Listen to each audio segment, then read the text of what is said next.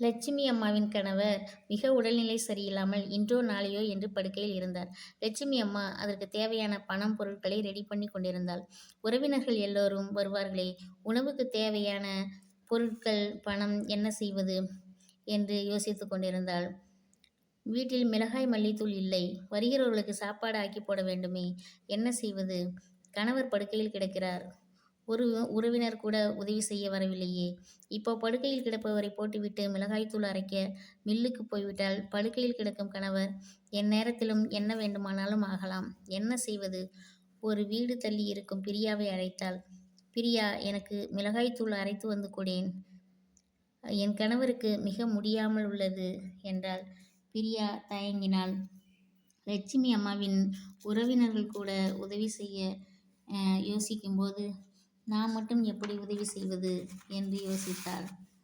என்ன செய்வது என்று யோசித்து கொண்டு பிறகு சரி பரவாயில்லை, சரி கொடுங்க, நான் போய் அரைத்து வருகிறேன் என்று பிரியா கூறினாள். பேருந்தில் ஏறி செல்ல வேண்டும் மிளகாய் அரைக்க பக்கத்து ஊருக்கு. 1 மணிக்கு பேருந்து வந்தது. மிளகாய் மல்லியை எடுத்துக்கொண்டு பிரியா பக்கத்து ஊருக்கு மிளகாய்த்தூள் அரைக்கச் சென்றாள். அங்கே போன இடத்தில் மின்சாரம் இல்லாததால் அவரால் உடனே அரைத்து வர முடியவில்லை. மாலை 4 மணி ஆகிவிட்டது. பிறகு பேருந்து இல்லை. 6 மணிக்கு தான் பேருந்து வந்தது. அதுவரை அமர்ந்திருந்து 6 மணி பேருந்தில் வந்து வீடு வந்து சேர 6:30 மணி ஆகிவிட்டது.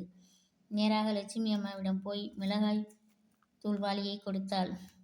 நன்றி அம்மா என்று வாங்கி திறந்து பார்த்தாள். என்ன, மிளகாய்த்தூள் குறைவாக உள்ளது என்றாள். சரியாகத்தான் அம்மா உள்ளது. அரைத்து கொடுத்ததை அப்படியே எடுத்து வந்தேன் என்று பிரியா கூறினாள். இல்லையே, மிளகாய்த்தூள் குறைத்து கொடுத்து விட்டார்களா என்று பக்கத்தில் உள்ள கடையில் தராசு இருந்தது.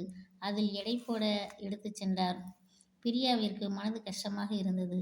இந்த அம்மா நாம் தான் மிளகாய்த்தூளை அள்ளி கொண்டோம் என்று சந்தேகப்படுகிறதா இந்த அம்மா என்று வருத்தப்பட்டாள்.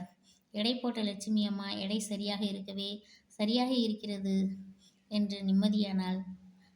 பிரியா அப்போதுதான் தோன்றியது பிரியாவிற்கு, உறவினர்கள் அந்த அம்மாவிடம் அதிகம் வைத்து கொள்ளாத போது நாம் இத்தனை மணி நேரம் காத்திருந்து மிளகாய்த்தூள் அரைத்து வந்தோம். நாம் செய்யும் உதவியை கூட அந்த அம்மாவிற்கு மதிக்க தெரியவில்லையே. இனிமேல் வேலையாக இருந்தாலும் கூட மற்றவர்களுக்கு உதவி செய்யும் போது பார்த்துதான் செய்ய வேண்டும் என்று தனக்குள் முடிவெடுத்தாள் பிரியா. இது பற்றி என்ன நினைக்கிறீர்கள் மக்களே? உங்களுக்கு இந்த அனுபவம் உள்ளதா? உதவி செய்ய போய் உபத்திரவத்தை அனுபவித்து கொண்டதுண்டா?